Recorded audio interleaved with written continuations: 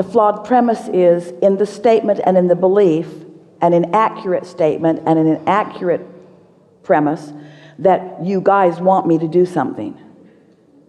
And that's why you're feeling the responsibility of it, because you have not been assigned anything. You've not been assigned anything. There is no responsibility. There's only personal desire, which you allow or don't. There's no desire. No one's holding you to anything. You said, I want to go and I want to have fun and I want to explore this time-space reality and I want to create. And we all said, we're right there with you. But never were you told you must go forth and do something. There is no responsibility other than what you assign.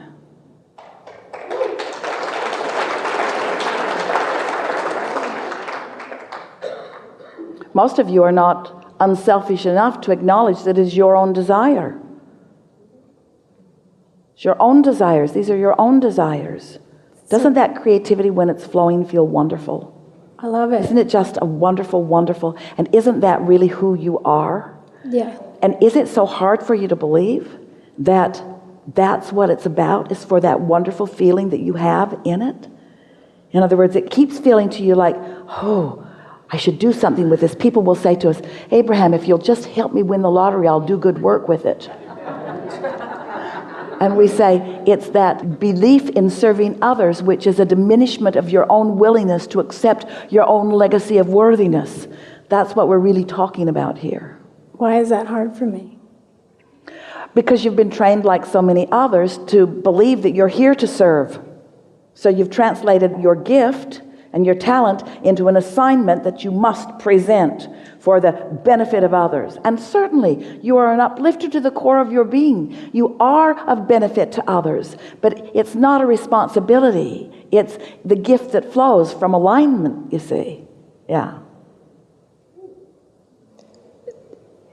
Do I not trust myself? Is that, I mean, I just, there's still some Sometimes sort of you block. do, sometimes you don't.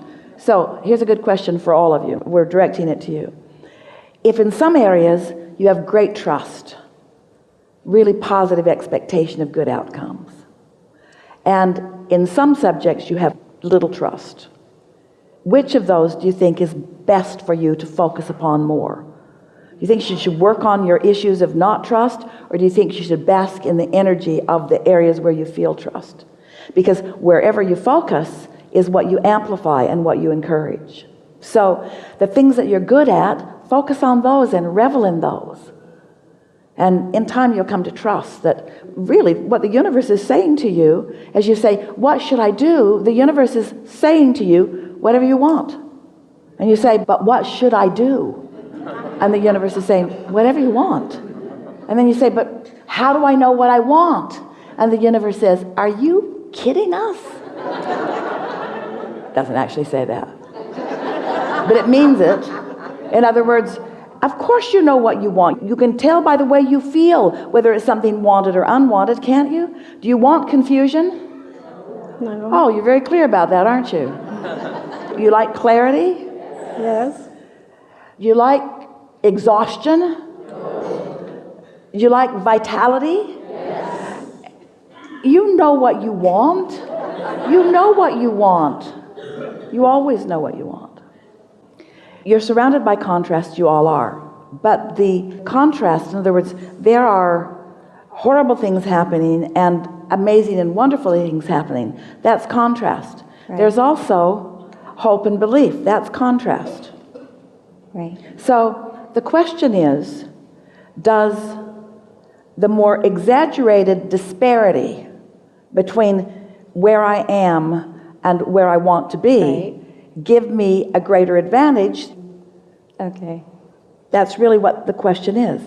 When you really, really, really, really don't want something, it causes you to really, really, really, really want something. Mm-hmm. But the gap between where you're hanging around and what you want is so great that it's harder to close that gap. And frankly, most never do it.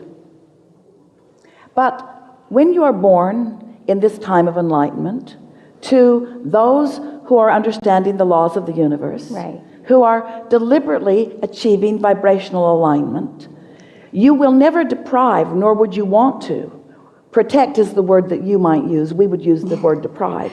You will never deprive those you care about from contrast, because they came for it and they will have it, because it is necessary for them to identify their specific and important, unique desires. But when you are born into an environment where the example of success is present, Okay. then you still receive the benefit of your contrast. You just receive it without the deepness of the despair. You see what we're getting at? So what difference does it make? So you sift through the contrast. You really know what you don't want. You really know what you do want. So you launch these big rockets, but you're nowhere near it. And so you try to get near it, and you try to get near it, and you try to get near it, and you come to 500 Abraham seminars, and you try to get near it, and you try to get near it, and you try to get near it. And eventually, let's say you do close the gap, and then you experience a sort of ecstasy. Well, hear this. That's what most humans experience in what you call the death experience.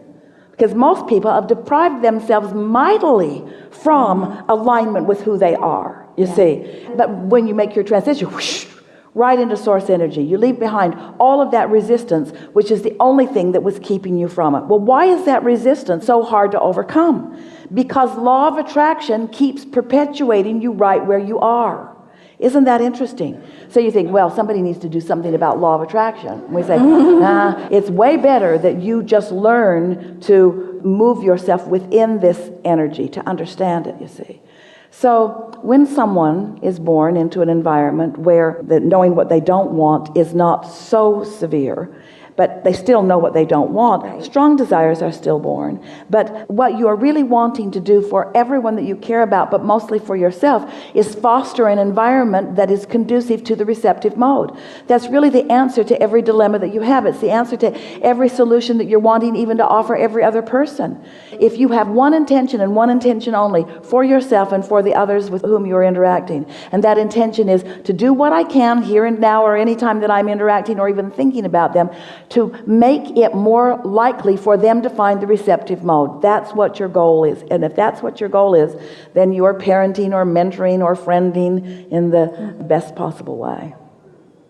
Very often we will meet someone who is extraordinary in their perception, in their alignment, and in their control of their own point of attraction. And we recognize that they came from very, very hard times. And in many ways, that was a gift to them, because in the extremeness of the hard time, their desire to feel good became so strong that they eventually found a way to it one way or another, whether they ever heard from Abraham or anyone like us or not. Their desire to feel good, it is your most natural desire. So does that mean you should deliberately deprive those you care about from the good life so that they experience the extremities? Do you say to your children, I want you to have strong desires, therefore I'm going to deprive you with everything I have of everything? Of course not. No. You recognize that alignment is alignment. It doesn't matter how far you had to go to get it.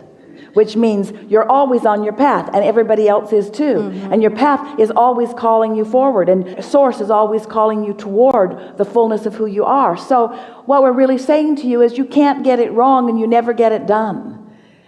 So don't try to compare the rightness or the wrongness of all of the different things that are happening in the world. Just acknowledge that Source is in on every bit of all of it. And the receptive mode is the name of the game.